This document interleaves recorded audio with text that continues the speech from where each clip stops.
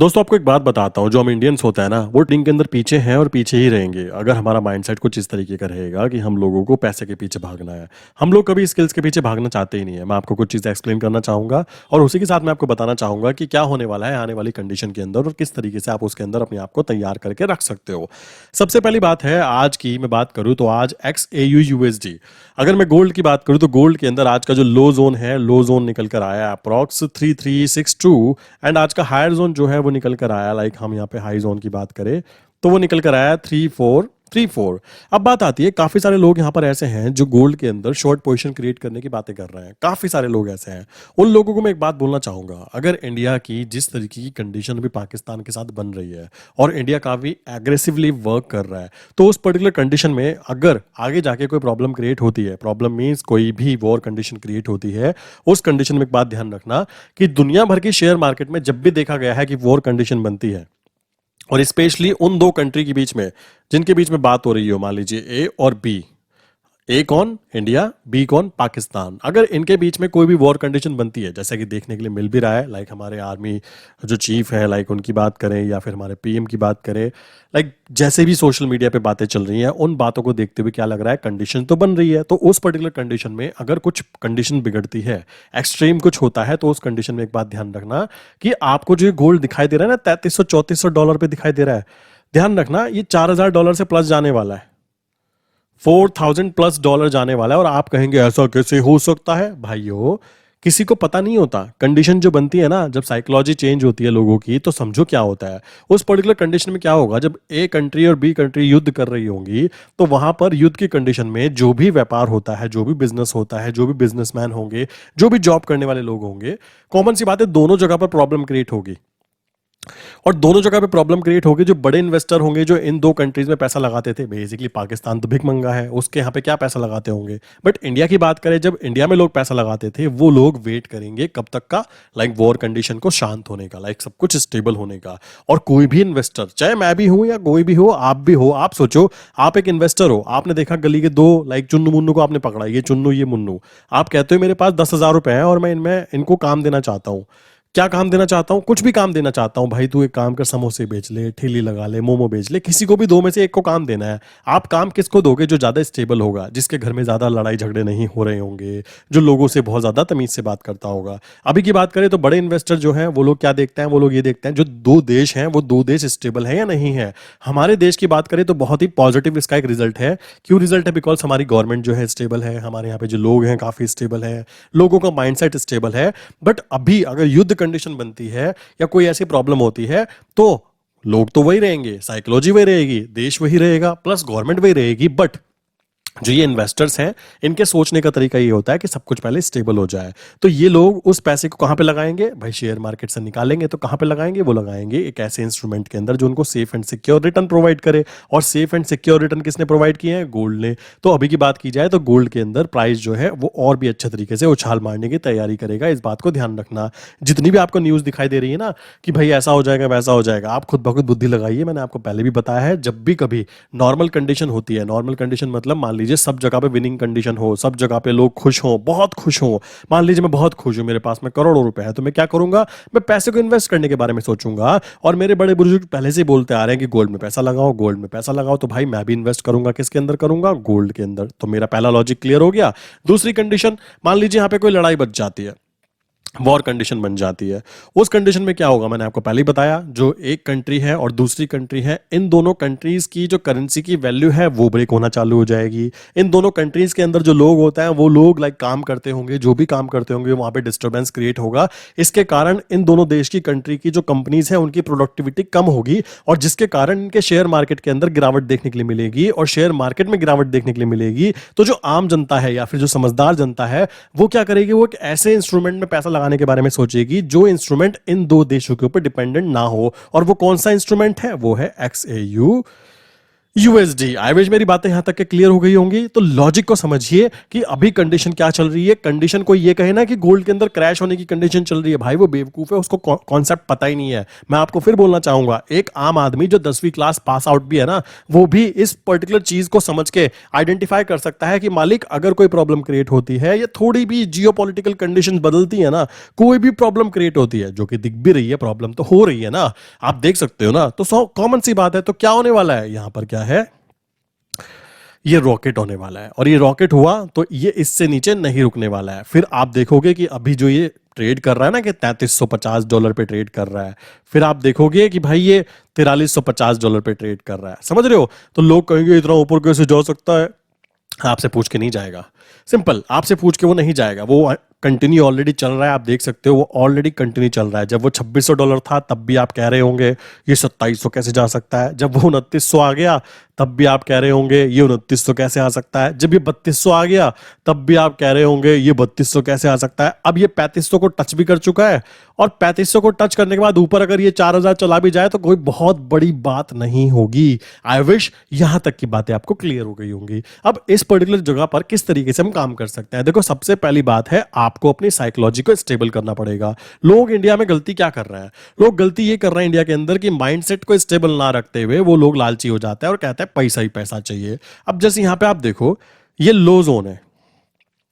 लो zone का मतलब क्या होता है, लो जोन एक वो एरिया है जिस एरिया के अंदर हम कह सकते हैं कि बड़े प्लेयर जो हैं अब यहां से बाइंग पोजीशन बनाना चालू करेंगे। और इसके साथ में हमने DXY को कंबाइन किया। इस पर्टिकुलर स्ट्रेटजी में होता क्या है, मैं कई बार ये चीज एक्सप्लेन कर चुका हूं, बट काफी सारे लोग फिर भी कंफ्यूज हो जाते हैं। आई डोंट नो क्यों, या तो वो स्ट्रेटजी को प्रॉपरली यूज करना समझ ही नहीं पाए और समझना चाहते ही नहीं है। अब जब यहां पर आपको पता लगा कि भाई सब कुछ ना, अभी कंडीशन कुछ ऐसी है कि गोल्ड के अंदर मूवमेंट पॉजिटिव साइड पर देखने के लिए मिल सकती है। क्यों मिल सकती है, मैंने बताया जियोपॉलिटिकल कंडीशन प्लस हमारी जो कंडीशन चल रही है, जैसी भी कंडीशन है, जो भी आगे कुछ होता है। आगे क्या हो सकता है, पहली कंडीशन मैच करो, इंडिया और पाकिस्तान के बीच में क्या हो सकता है। या तो पाकिस्तान वैसे ही वो डरपोक है, वो डर के मारे क्या करेगा, थोड़े बहुत ड्रामेबाजी करेगा, उसके बाद में शांत हो जाएगा कि मालिक मैं पिट गया। सिंपल ये होगा पहला पॉइंट, कि भाई इंडिया जीत गया, इट्स गुड, बहुत अच्छा, सब कुछ स्टेबल, जैसा चल रहा था वैसे ही चलता रहेगा। गोल्ड का प्राइस फिर भी ऊपर जा रहा था, वो फिर भी ऊपर जाता रहेगा, बिकॉज हमारी करेंसी ब्रेक हो रही है और सबको पता है करेंसी ब्रेक होगी तो अगर आप इंडियन गोल्ड में काम करते हो तो उसकी वैल्यू ऑटोमेटिकली ऊपर जाती रहेगी, वो रुकेगी भी नहीं। चलो जी, दूसरी कंडीशन क्या होती है, दूसरी कंडीशन पाकिस्तान कहता है भाई आपने मुझे मारा, मैं भी मारूंगा, हम भी मारेंगे। लाइक उनके पास भिख मंगो भाई, जबकि कुछ है नहीं, बट फिर भी अगर वो कुछ करने की कोशिश करते हैं या 2-4 दिन की लड़ाई भी करते हैं, उस कंडीशन में क्या होगा, वही कंडीशन में क्या होगा, like a company, like a जो हमारी मान लीजिए इंडिया है, और बी, दोनों की जो बड़े बड़े लोग हैं ना, जिनके पैसे वहां पे बैंकों में रखे होंगे, दोनों देशों में हैं बहुत सारे लोग, करोड़ों लोग हैं, तो वो दोनों के दोनों लोग क्या करेंगे, वो देखेंगे जब युद्ध होता है तो युद्ध में देखा जाता है कि करेंसी की वैल्यू टूटती है, उस जगह से पैसा निकालकर वो गोल्ड में डालेंगे और गोल्ड का प्राइस होगा रॉकेट। सिंपल, बात खत्म। अब थर्ड कंडीशन क्या हो सकती है, थर्ड कंडीशन ये हो सकती है दोनों के दोनों का है, हमें लड़ाई नहीं करनी, बात खत्म। फिर भी क्या होगा, फिर भी मार्केट साइडवेज रहेगी और साइडवेज रहकर गोल्ड ऊपर ही जाएगा। कहीं से कहीं तक ये कंडीशन देखने के लिए नहीं मिल रही कि गोल्ड नीचे की तरफ जाएगा। और अभी भी जो लोग कंफ्यूज है ना कि भाई कंडीशन क्या है, मैं बता देना चाहता हूं, मैंने रिस्क ऑफ और रिस्क ऑन, ये दो कंडीशन ऐसी हैं जो आप अगर फाइनेंशियल बुक पढ़ोगे, आप देखोगे कमोडिटी मार्केट में कैसे काम करना है, तो अगर आपको ये बात पता लग गई कि रिस्क ऑफ सेंटीमेंट अभी एक्टिवेट है, अभी क्या है, रिस्क ऑफ सेंटीमेंट एक्टिवेट है, इसका मतलब है कि गोल्ड का प्राइस ऊपर चलते रहना चाहिए, वो चलता रहेगा। Simple concept. अगर अभी रिस्क ऑन सेंटीमेंट एक्टिवेट हो जाता है, कहीं से कहीं तक लग रहा है कि रिस्क ऑन सेंटीमेंट एक्टिवेट हो जाएगा। रिस्क ऑन सेंटीमेंट तब एक्टिवेट होता है जब दुनिया भर के सभी देश खुशी खुशी काम कर रहे हो। स्पेशली हम अपनी बात करें, भारत और पाकिस्तान की बात करें, तो हम तो लड़ाई की कंडीशन में खड़े हैं, तो कहीं से कहीं तक भी रिस्क ऑन सेंटीमेंट तो एक्टिवेट हुआ ही नहीं। तो हमें ये बात पता है कि रिस्क ऑफ सेंटीमेंट अभी एक्टिवेट है, और रिस्क ऑफ सेंटीमेंट में होता क्या है, गोल्ड ऊपर जाता रहता है, सिंपल सी बात है। एंड उस कंडीशन में हम लोगों को क्या करना है, वेट करना है गोल्ड ऊपर जाने का, सिल्वर के ऊपर जाने का। वो जाती रहेंगी और वो कंटिन्यू काम करती रहेंगी। आई विश यहां तक की बातें क्लियर हो गई होंगी। तो ये तरीका हुआ काम करने का। अब सेकंड स्टेप है कि कोई कहीं मुझे इंट्राडे करना है, तो इंट्राडे के लिए आप क्या कर सकते हो, आप यूज करो जोन स्ट्रैटेजी। जोन स्ट्रैटेजी की बात की जाए, इसमें कुछ रूल्स एंड रेगुलेशंस हैं कि हमेशा केवल बाय साइड पर ट्रेड करनी है। मैं देख रहा था कि एक इंसान ने कमेंट किया था मेरे चैनल के नीचे कि मैंने रूल ब्रेक किया, मैंने सेल साइड पे ट्रेड किया और मुझे $500 का नुकसान हुआ। सर, $500 कम हुआ बिकॉज यहाँ पर तो मैं कहता हूँ लोगों के कपड़े उतर जाते हैं। अगर वो सही से तमीज से रिस्क मैनेजमेंट करके ट्रेड ना करे तो गोल्ड उनको उनकी वैल्यू एकदम दिखा देगा। सिंपल सी बात है और इसमें कुछ भी गलत बात नहीं है। आपको बाय ट्रेड करनी है, पहला पॉइंट। दूसरी बात, आपको लो जोन आने पर क्या करना है? लो जोन आने पर बाय साइड पर एंटर करना है। हाई जोन आने पर क्या करना है? अपने टारगेट को बुक करना है, प्रॉफिट बुक करना है। बस इतना सा काम करते चलना है। और इसमें कॉम्बिनेशंस यूज क्या करने हैं? Moving average combinations. क्या मूविंग एवरेज? सबसे ऊपर 200 डेज, उसके नीचे फिर 100 डेज, उसके नीचे फिर 50 डेज, ये होना चाहिए बाय साइड पर। इसमें कॉम्बिनेशन के लिए यूज कर लीजिए DXY को कि DXY अपने हाई जोन पे होगा और हमारा XAUSD जो है लोअर जोन पे होगा, तब हमारी परफेक्ट एंट्री काउंट होगी। और इसके अगेंस्ट अगर मैं बात करूं, अगर इसको बिल्कुल उल्टा कर देता हूं, देन उस कंडीशन में आपकी एग्जिट ट्रेड काउंट होनी चाहिए।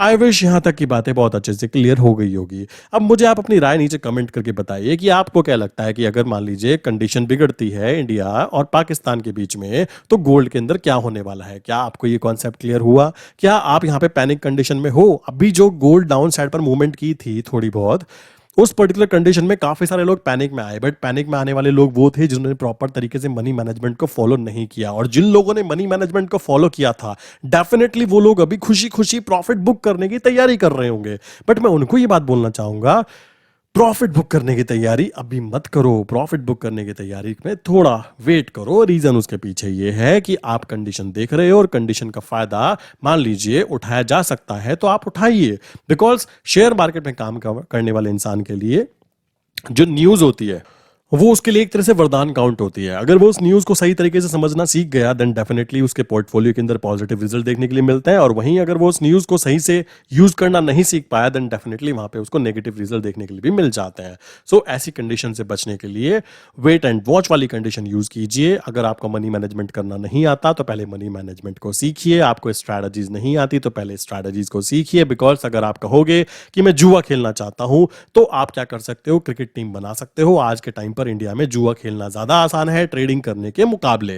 बिकॉज ट्रेडिंग करने जाओगे तो आपके घर वाले ही कहेंगे कि आप तो सट्टे बाजार में उतर गए। बट अगर आप ऐप के ऊपर टीम बनाकर पैसा कमाने की बातें करोगे कि ₹50 लगाकर मैं 4 करोड़ जीतना चाहता हूं, देन डेफिनेटली आपके घर वाले भी शायद आपको सपोर्ट करें।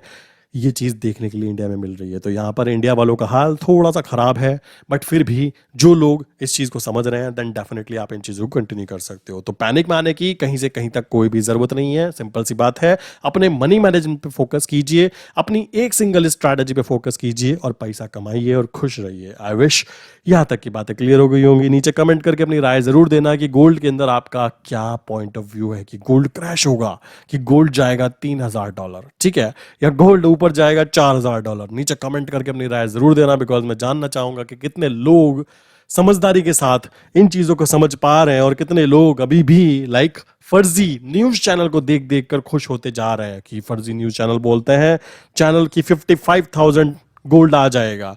मालिक 55,000 छोड़ो, इसके आगे 1 ना लग जाए, ऐसा ना हो जाए, उनको ये बताना, तब उनको समझ में आएगा कि गोल्ड की क्या पावर होती है और क्यों आपको गोल्ड के अंदर हमेशा बाय साइड पर ट्रेड करके चलना चाहिए। और डिजिटल गोल्ड के अंदर तो ट्रेड करने में मजा ही अलग है यार। आप लोग खुद सोचिए कि आपने अभी गोल्ड खरीदा और आपको दिखाई दिया कि मुझे प्रॉफिट दिखाई दे रहा है ₹1000 का, ₹2000 का, प्रॉफिट बुक करो और अपने घर निकलो।